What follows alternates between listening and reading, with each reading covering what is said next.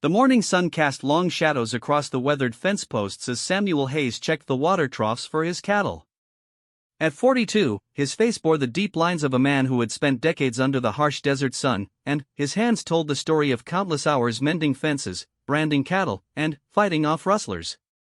The Broken Arrow Ranch stretched across 3,000 acres of harsh New Mexico territory, and Samuel had worked every inch of it alone for the past 8 years. His nearest neighbor lived 20 miles east, and the small town of Cedar Ridge sat 30 miles south. Samuel preferred it that way. People brought complications, and complications led to trouble. His father had taught him that lesson the hard way before dying in a saloon fight over a card game gone wrong. Samuel's mother had passed the following winter, unable to cope with the isolation and grief. Since then, Samuel had chosen solitude over society. The ranch supported 200 head of cattle, 50 horses, and a small flock of chickens that provided eggs and the occasional Sunday dinner. Samuel had built everything himself, from the sturdy log cabin with its stone chimney to the large barn that housed his animals during the worst winter storms. His days followed a predictable routine. Dawn brought feeding and watering, midday meant checking the outer fences and searching for strays, and evenings were spent in his workshop repairing tools and equipment. Samuel rarely spoke aloud except to his animals. His old horse, Thunder, had been his companion for 12 years and seemed to understand every word. The cattle knew his voice and responded to his calls. Even the wild mustangs that sometimes grazed near his property line had grown accustomed to his presence. This was his world, and he needed nothing else. On this particular Tuesday in late September, Samuel noticed storm clouds gathering on the horizon as he rode Thunder along the eastern boundary. The autumn rains would be starting soon, and he needed to check the creek that ran through his property. Drought had been a problem all summer, but too much rain too quickly could cause flash floods that would wash away his carefully maintained irrigation channels. As he crested a low hill, Samuel spotted something unusual near the old oak tree that marked the corner of his property. A man sat beneath the tree, his horse grazing nearby. The stranger appeared to be injured, favoring his left arm as he tried to tend to his mount. Samuel's first instinct was to turn around and ride back to the cabin. Strangers meant trouble, and trouble was something he had successfully avoided for years. But the man looked genuinely hurt, and Samuel's conscience wouldn't let him ignore someone in distress, even if every fiber of his being screamed at him to ride away. He guided Thunder down the hill, keeping his hand near the rifle in his saddle holster. Years of living alone had taught him to be cautious. The stranger looked up as Samuel approached. He was younger, maybe 30, with dark hair and intelligent brown eyes. His clothes marked him as a traveler rather than a local rancher. A city man, by the look of his soft hands and clean-shaven face. His horse bore the marks of a long, hard journey, and both rider and mount appeared exhausted. "Afternoon," the stranger called out, raising his good hand in greeting. "Name's Marcus Webb. I don't suppose you know how far it is to the nearest town?" Samuel remained mounted, studying the man carefully. "Depends which direction you're headed. Cedar Ridge is 30 miles south. Albuquerque is 3 days north." Marcus winced as he tried to move his injured arm. "I was hoping for something closer. My horse threw me about 10 miles back, and I think I might have broken something." He gestured to his left shoulder, which hung at an odd angle. "Been walking most of the day. What brings you through this country?" Samuel asked, still not dismounting. "This isn't exactly a main travel route." "I'm a surveyor," Marcus replied, reaching slowly into his saddlebag with his good hand. Samuel tensed, but the man only pulled out a leather portfolio. "The railroad company hired me to map potential routes through this territory. They're planning to expand the line west from Albuquerque." Samuel felt a cold knot form in his stomach. Railroad meant progress, and progress meant the end of his peaceful existence. Towns would spring up along the rail line, bringing miners, merchants, and settlers. His isolated ranch would become just another piece of property in a growing community. "Railroad's not coming through here," Samuel said firmly. "This is private land, and it's not for sale." Marcus managed a weak smile. "I'm just drawing maps, friend. What the railroad does with them is above my pay grade." He paused, looking around at the vast landscape. This is beautiful country, though. I can see why someone would want to make a life here. Thunder shifted restlessly beneath Samuel, sensing his rider's tension. The storm clouds were moving closer, and Samuel could smell rain on the wind. He made a decision that went against every instinct he had developed over the past 8 years. You can't make it to town in your condition, Samuel said, finally, dismounting. Storm's coming, and you'll get caught in a flash flood if you try to cross the creek bed in the dark. Marcus looked surprised. I don't want to impose. I know folks around here value their privacy. You can stay at my place tonight, Samuel continued, already regretting his offer. I've got a spare room in the cabin, and there's a doctor in Cedar Ridge if you need your shoulder set properly. That's very generous of you, Mr. Hayes. Samuel Hayes. He walked over to examine Marcus's shoulder, his father's old medical training coming back to him. Years of treating injured cattle had taught him something about bones and muscles. This isn't broken, but you've dislocated it pretty badly. I can set it back in place, but it's going to hurt. Marcus nodded gratefully. I'd appreciate any help you can give. I've been in pain all day. Samuel helped Marcus to his feet, noting that the man was taller than he had first appeared. Despite his soft appearance, Marcus moved with a quiet confidence that suggested he was tougher than he looked. Together, they got both horses ready for the ride to the cabin. As they rode through the gathering dusk, Marcus asked questions about the ranch and the surrounding country. Samuel answered reluctantly, providing basic information without volunteering details about his operation or his background. The stranger seemed genuinely interested in the land and the challenges of ranching in such remote territory. How long have you been out here alone? Marcus asked as they approached the cabin. Long enough, Samuel replied curtly.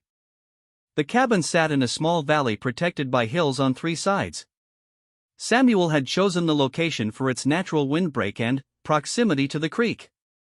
The building was larger than it appeared from a distance, with a covered porch and several outbuildings scattered around the main structure. Everything was well maintained and practical, built to last through hard winters and scorching summers. Samuel helped Marcus dismount and led him inside while Thunder and the stranger's horse were turned out into the corral.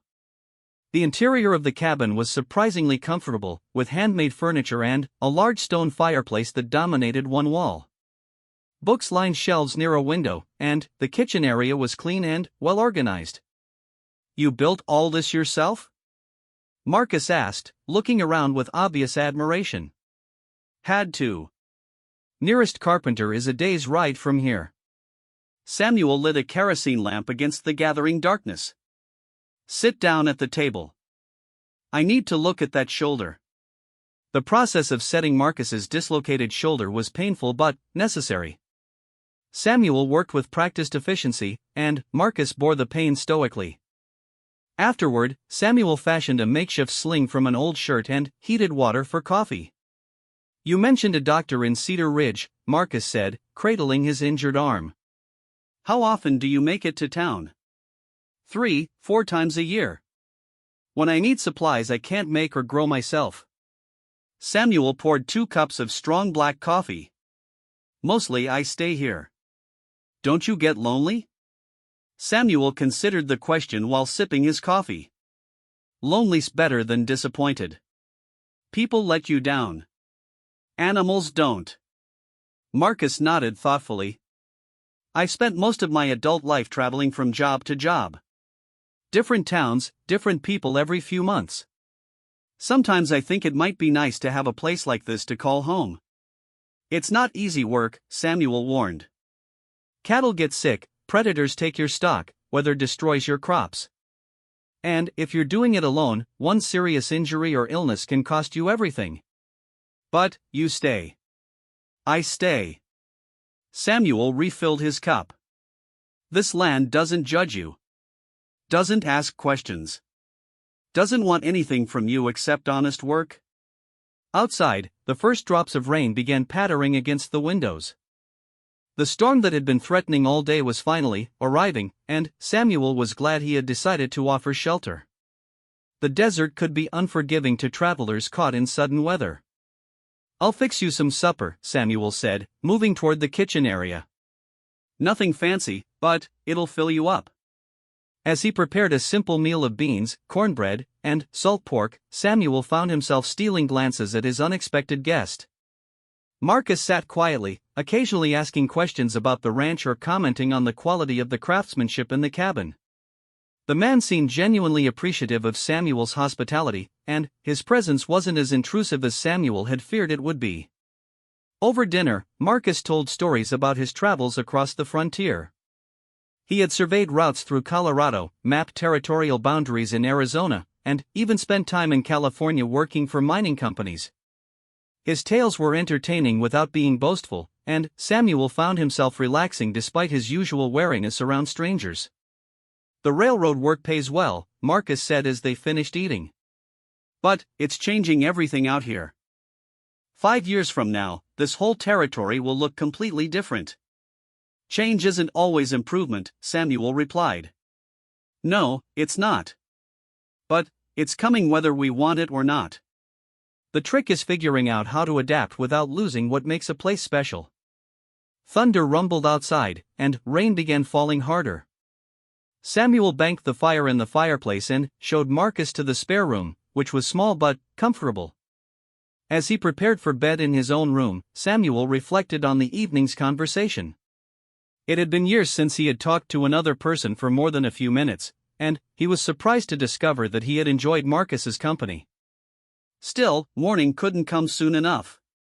The sooner he got the surveyor patched up and on his way to town, the sooner life could return to normal.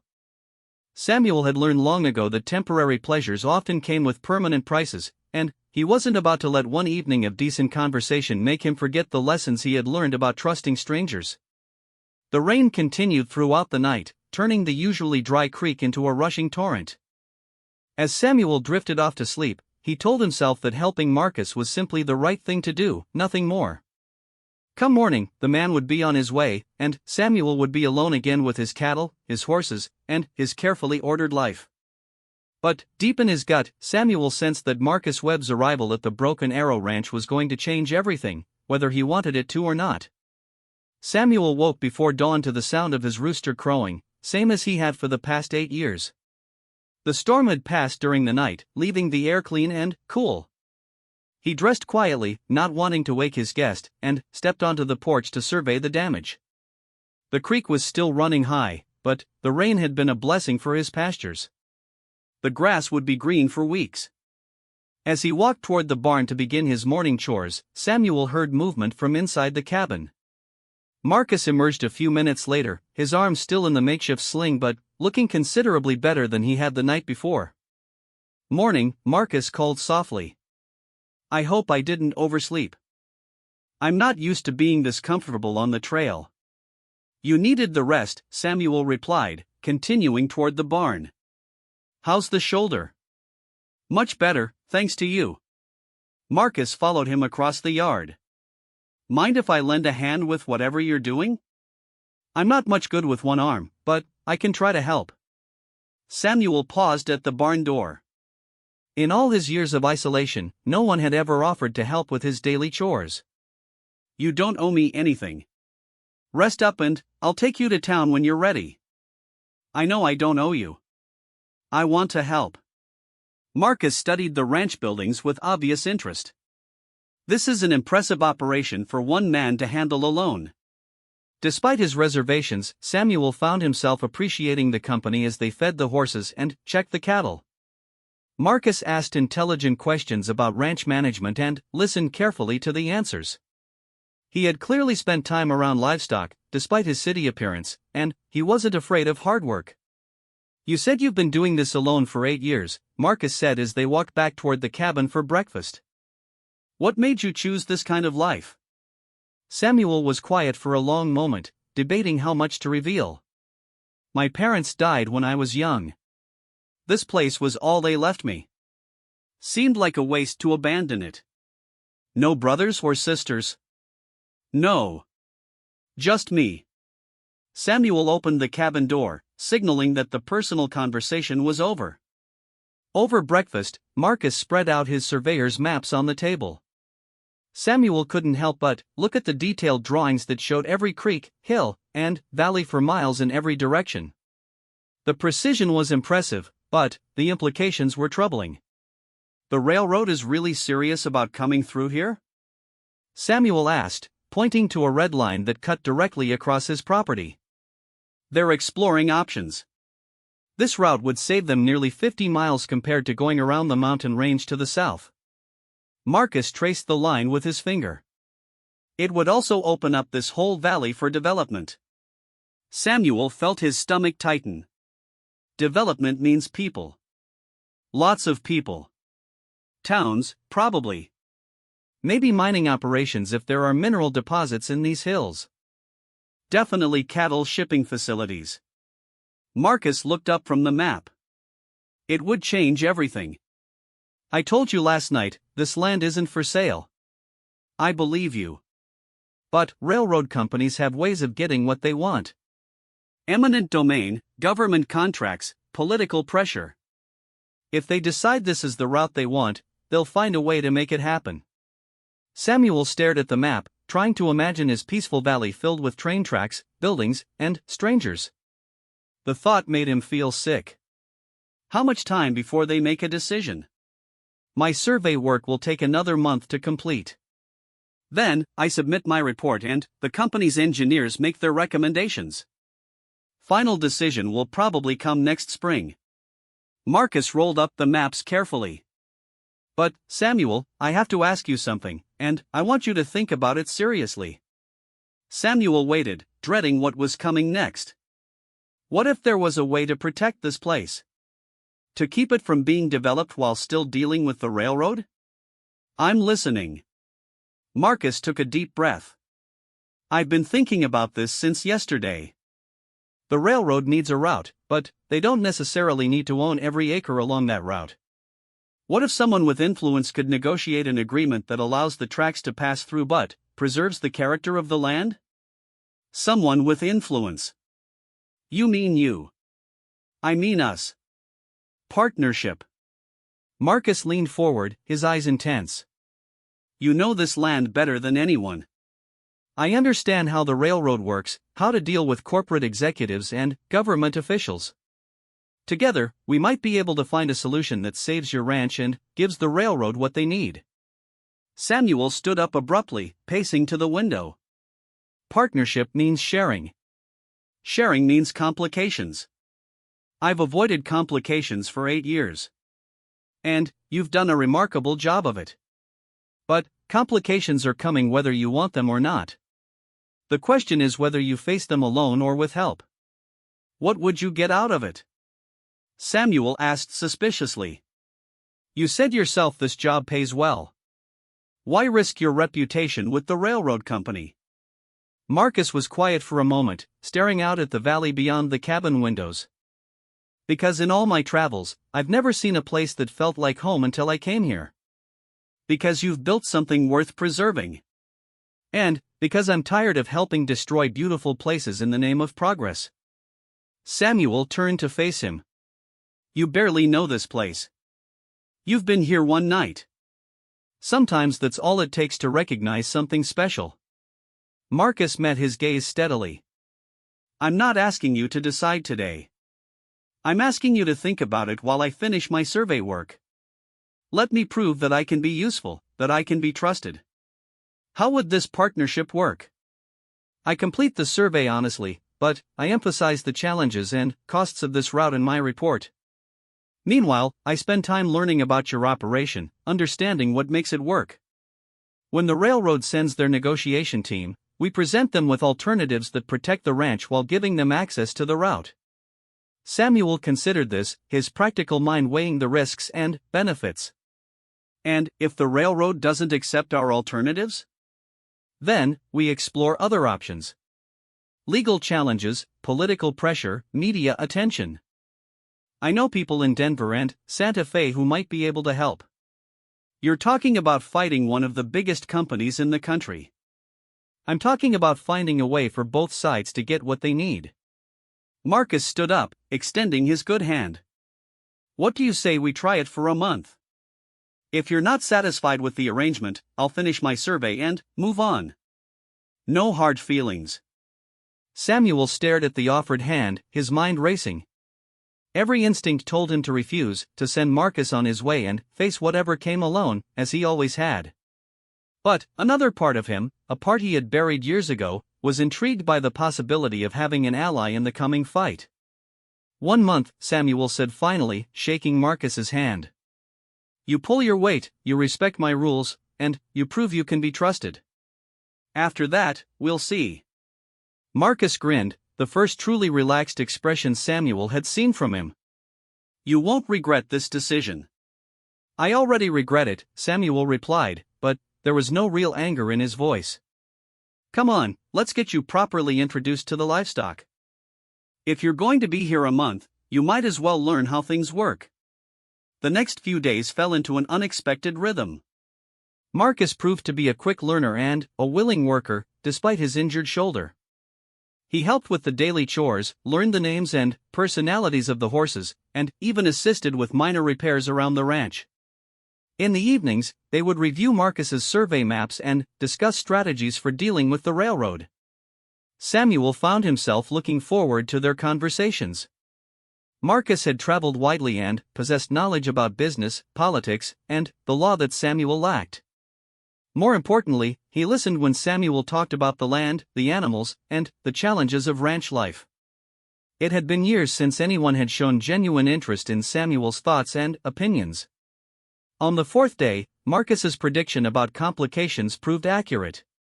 Samuel was working on a broken fence post when he spotted dust clouds on the horizon, moving toward the ranch. Multiple riders, traveling fast. His blood ran cold as he recognized the implications. Marcus, he called toward the barn where the surveyor was cleaning tack. We've got company coming. Marcus emerged from the barn, shading his eyes against the sun. How many? 5 or 6. Moving like they have business here. Samuel's hand instinctively moved toward his rifle. Could be rustlers, could be worse. Or it could be railroad scouts checking up on my work. Marcus's expression was grim. I was supposed to report my progress a week ago. The riders approached at a steady pace, and, as they drew closer, Samuel could see they were well-armed and well-mounted. The leader was a man in his 50s with graying hair and expensive clothes. His companions looked like hired guns, the kind of men who solved problems with bullets rather than negotiation. Mr. Webb, the leader called out as the group reined in near the cabin. I trust you have a good explanation for your failure to report on schedule. Marcus stepped forward, his demeanor calm but alert. Mr. Garrison. I wasn't expecting you to make the trip personally. The railroad doesn't pay you to disappear into the wilderness, Webb. We have investors asking questions about this route, and your silence has been noticed. Garrison's eyes moved to Samuel, evaluating him like a piece of livestock. I assume this is the property owner we'll need to deal with. Samuel Hayes, Samuel said, making no move to shake hands or show deference. This is my land. For now, Garrison replied with a cold smile. Mr. Webb, I trust you've explained the situation to Mr. Hayes. The railroad will be coming through here regardless of his cooperation. The only question is whether he profits from the arrangement or loses everything fighting the inevitable. Samuel felt anger rising in his chest, but Marcus spoke before he could respond. Mr. Garrison, I've been conducting a thorough survey of the proposed route. There are significant engineering challenges that weren't apparent from the preliminary maps. I wanted to complete my assessment before filing my report. What kind of challenges? Garrison demanded. Unstable geology in the hills to the north, seasonal flooding along the creek bed, and wildlife migration patterns that could complicate construction. Marcus's voice was professional and calm. I'm documenting everything carefully to ensure the company has accurate information for planning purposes. Garrison looked skeptical. How much more time do you need? Another 2 weeks should be sufficient to complete the survey and prepare a comprehensive report. 2 weeks. Garrison studied both men carefully. And you'll recommend this route despite these supposed challenges? I'll recommend the route that makes the most business sense for the company, Marcus replied. That's what you're paying me for. Samuel watched this exchange with growing respect for Marcus's composure. The surveyor was buying them time while revealing nothing about their partnership or their plans to resist the railroad. Very well, Garrison said finally. 2 weeks. But, Webb, if you disappear again without reporting, you'll find yourself unemployed and, possibly worse. His gaze shifted to Samuel. And, Mr. Hayes, I suggest you consider the railroad's offer very carefully. Companies like ours don't make the same offer twice. With that threat hanging in the air, Garrison and his men wheeled their horses around and rode away, leaving a cloud of dust and tension in their wake. Pleasant fellow, Samuel said dryly once they were out of earshot. James Garrison is the railroad's chief negotiator for land acquisition. He's notorious for using any means necessary to get what the company wants. Marcus watched the retreating riders with a troubled expression. The fact that he came here personally means the railroad is serious about this route. And his threats? Not idle. Garrison has connections with law enforcement, politicians, and less savory types. If he can't buy what he wants, he's not above taking it by force. Samuel felt the familiar knot of anxiety in his stomach, but it was mixed with something else now. Determination. For 8 years, he had avoided conflicts and complications. But this fight was coming to him whether he wanted it or not, and at least now he wouldn't face it alone. 2 weeks, Samuel said. Think that's enough time to come up with a plan? Marcus smiled grimly. It'll have to be. The 2 weeks that followed Garrison's visit passed quickly, filled with careful planning and hard work. Marcus completed his survey while secretly documenting every possible argument against the proposed route. Samuel shared his intimate knowledge of the land, pointing out seasonal flooding patterns, unstable soil conditions, and wildlife habitats that would complicate railroad construction. During the long evenings, they developed their strategy. Marcus would submit a technically accurate survey that highlighted the difficulties and costs of building through the valley. Simultaneously, they would prepare alternative proposals that would give the railroad access to the route while preserving the essential character of the ranch. The key, Marcus explained as they reviewed their plans, is to make our solution more attractive than their original proposal. We need to save them money, reduce their legal risks, and offer them something they can't get by simply seizing the land. Samuel had initially been skeptical of Marcus's confidence, but, as their partnership developed, he began to trust the surveyor's judgment. Marcus had proven himself capable of hard physical work, and, more importantly, he had shown genuine respect for the land and the life Samuel had built.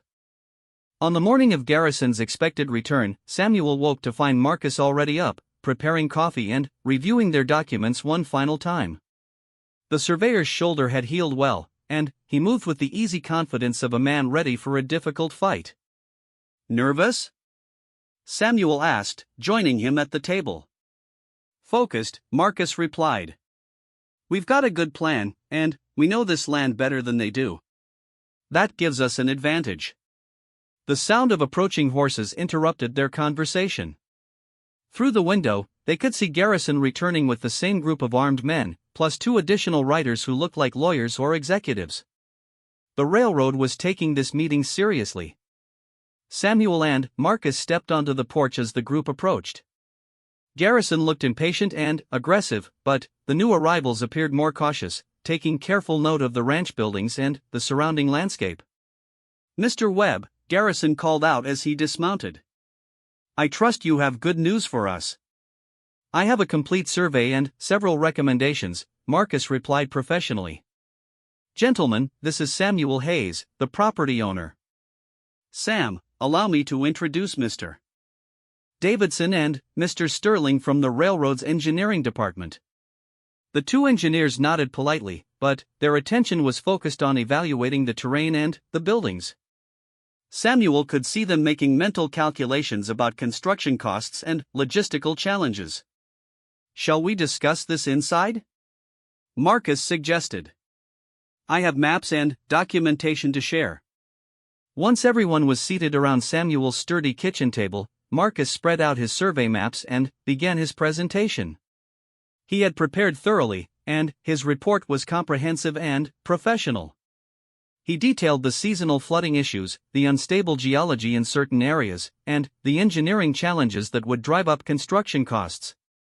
Based on my analysis, Marcus concluded, building the railroad through this valley would cost approximately 30% more than the preliminary estimates suggested. The terrain is more difficult than it appears, and the environmental factors create ongoing maintenance challenges. Garrison looked annoyed, but the engineers were taking notes and asking detailed questions. Samuel watched the interplay carefully, beginning to understand Marcus's strategy. The surveyor wasn't trying to stop the railroad entirely, but rather to make the current proposal seem less attractive while positioning their alternatives as superior solutions. "What alternatives do you recommend?" Davidson asked. Marcus pulled out a second set of maps, these showing modified routes that skirted the worst terrain while still providing the railroad with access to their ultimate destination. There are 3 viable options. Each has advantages and disadvantages, but all would be significantly less expensive than forcing a route through the valley floor. As Marcus explained each alternative, Samuel realized how carefully they had planned this moment. The surveyor was giving the railroad engineers exactly what they needed, technical solutions that would save money and reduce risks. But he was also creating an opening for their own proposal. "These alternatives are interesting," Sterling admitted, "but they add distance to the route. Time is money in our business." "That's true," Marcus agreed. "Which brings me to my final recommendation. There is a way to build through this valley that addresses the technical challenges while providing additional benefits to the railroad." He spread out their carefully prepared partnership proposal. Samuel held his breath as Marcus explained their idea, a joint venture that would allow the railroad to build its tracks while preserving the ranch as a working operation. The railroad would get its route, but they would also gain a supply contract for beef cattle, a maintenance facility for their equipment, and a recreational retreat for their executives. "Mr. Hayes has built an efficient and profitable operation here," Marcus continued. "Rather than destroying it, the railroad could partner with him to create something even more valuable." Garrison looked skeptical, but the engineers were clearly intrigued. Samuel could see them calculating costs and benefits, weighing the proposal against the alternatives. "This is highly unusual," Garrison said. "The railroad doesn't typically enter into partnerships with individual landowners. The railroad also doesn't typically face the legal and environmental challenges that this route presents," Marcus replied smoothly. "This partnership would eliminate most of those problems while creating new revenue opportunities." Samuel finally spoke up, his voice steady despite his nervousness. "I've lived on this land all my life.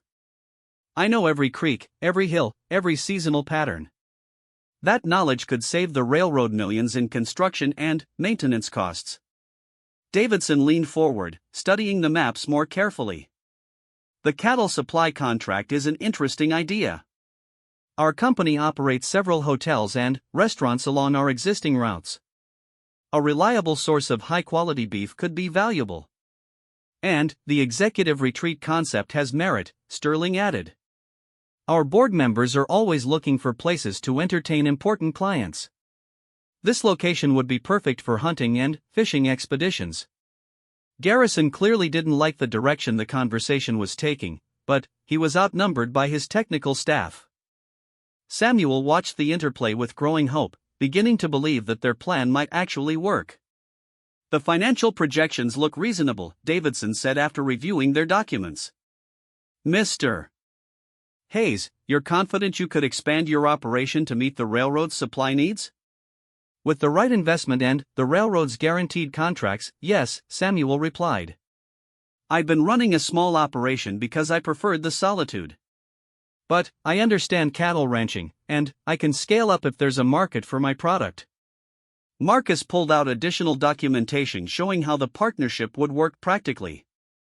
They had spent considerable time working out the details, from cattle quotas to land use agreements to profit-sharing arrangements. The proposal was comprehensive and professional, addressing every concern the railroad might have. The meeting continued for several hours, with the engineers asking detailed questions about everything from water rights to wildlife management. Samuel found himself impressed by their thoroughness and their willingness to consider alternatives to the original plan. Finally, Davidson closed his notebook and looked at Garrison. "James, this proposal has merit. The cost savings alone would justify serious consideration. We'll need to review everything with the full board," Sterling added. "But preliminary numbers suggest this partnership approach could be significantly more profitable than the original route plan." Garrison was clearly frustrated, but he couldn't argue with the engineering and financial analysis. "Very well. We'll take your recommendations back to headquarters for evaluation. But don't expect a quick decision. The railroad moves slowly on matters this significant." "How long for a decision?" Marcus asked. 3 months, minimum. Possibly longer. Garrison stood up, clearly eager to leave. "Mr. Hayes, I hope you understand that if this partnership proposal is rejected, we'll proceed with land acquisition through other means." Samuel met his gaze steadily. "I understand. But I also understand that forcing unwilling people off their land tends to create expensive legal problems. Seems like cooperation would be better for everyone." After the railroad delegation departed, Samuel and Marcus sat on the porch watching the dust settle. The meeting had gone better than either of them had dared hope, but they both knew the real decision-making would happen in corporate boardrooms far from the ranch. "Think they'll accept our proposal?" Samuel asked. "The engineers will recommend it," Marcus replied confidently. "The financial benefits are too obvious to ignore." "Garrison will oppose it because it reduces his power and influence, but he's not the final decision-maker." Samuel was quiet for a moment, contemplating the changes that lay ahead. If the railroad accepted their partnership proposal, his solitary life would be transformed. The ranch would become a much larger operation, requiring hired hands and increased interaction with the outside world. It was exactly the kind of complication he had spent 8 years avoiding. "Having second thoughts?" Marcus asked, reading his expression. "Every day since you arrived," Samuel admitted. "But I'm realizing that some complications are better than others. If I have to change my way of life, I'd rather do it as a partner than as a victim." Marcus smiled. "That's the spirit. Besides, you won't be managing all the new complications alone. That's what partners are for." Over the following weeks, Marcus remained at the ranch while they waited for the railroad's decision. The surveyor officially completed his assignment and submitted his report, but he chose to extend his stay to help Samuel begin planning for the potential expansion of the ranch operation. Samuel found that he genuinely enjoyed having a partner to share the daily work and decision-making. Marcus brought knowledge and skills that complemented Samuel's practical experience, and their different perspectives often led to better solutions than either could have developed alone. As autumn turned toward winter, they received word that the railroad's board of directors had approved the partnership proposal. The decision had taken longer than expected due to internal political struggles, but the financial benefits had ultimately won out over Garrison's objections. The formal signing of the partnership agreement took place in Denver, with Samuel making his first trip to a major city in over a decade. Marcus handled most of the legal negotiations, but Samuel's presence was essential for finalizing the cattle supply contracts and land use arrangements. Standing in the railroad company's impressive headquarters, Samuel felt overwhelmed by the complexity of the corporate world Marcus navigated so skillfully. But when the contracts were finally signed and they shook hands with the railroad executives, Samuel realized that his isolated ranch had become the foundation for something much larger and more significant. The train ride back to New Mexico gave Samuel time to reflect on how dramatically his life had changed since Marcus's arrival. In just a few months, he had gone from a solitary rancher to a business partner in a major corporate venture. The transformation had been unexpected and sometimes uncomfortable, but it had also been necessary. "Any regrets?" Marcus asked as they watched the familiar landscape roll past the train windows. Samuel considered the question carefully. "About the partnership with the railroad?" "No. It was the only way to save what mattered most about the ranch while dealing with the reality of progress. And about our partnership? Samuel turned to look at his friend and business partner, the man whose arrival had changed everything. Best decision I never wanted to make, he said with a wry smile. As the train carried them home to the ranch that would soon be bustling with new activity, Samuel reflected on the lessons of the past few months. Solitude had given him peace and security, but it had also left him vulnerable to forces beyond his control. Partnership brought complications and challenges, but it also brought strength, support, and new possibilities. The Broken Arrow Ranch would never again be the quiet, isolated operation it had been for 8 years. But it would survive and prosper in ways that Samuel could never have achieved alone. Sometimes the price of shared space was worth paying, especially when it came with the promise of shared success and the security of having someone to depend on when the next unexpected challenge arrived. The sun was setting as their train approached the station nearest to the ranch, painting the vast landscape in shades of gold and crimson. Tomorrow would bring new work, new responsibilities, and new complications. But Samuel was no longer facing the future alone, and that made all the difference in the world.